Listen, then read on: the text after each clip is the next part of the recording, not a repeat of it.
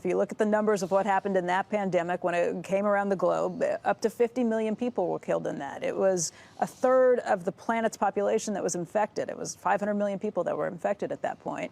675,000 Americans died at that point. So inevitably, your mind kind of goes back to what's happened in the past, because as humans, we always look back to history to try and predict the future. It doesn't always work. It's not always prophetic, but it does give you something of what to kind of play out if this were to get worse and worse. Now, Andrew brought up the idea that it's warm weather. We're approaching spring in a lot of parts of the country, or a lot of parts of the planet.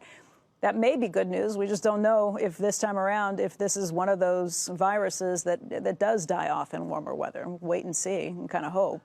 Yeah, actually, I think this, from what I've heard from people that know a lot more about viruses than I do, that unfortunately this will make it through the summer, and in terms of having a vaccine, it's a long ways off. So you've got it is scary stuff.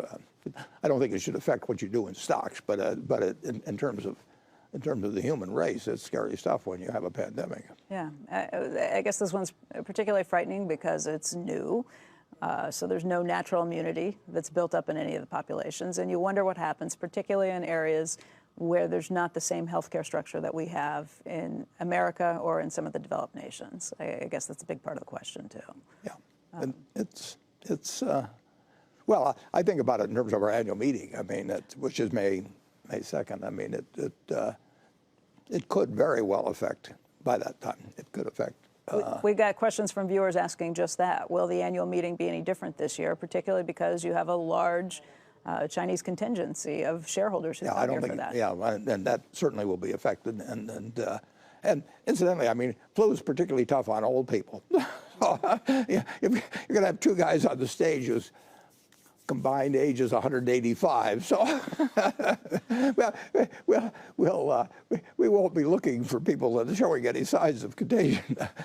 But that's one of the problems with this, is it does have a long gestation period, right. And it's highly transmissible.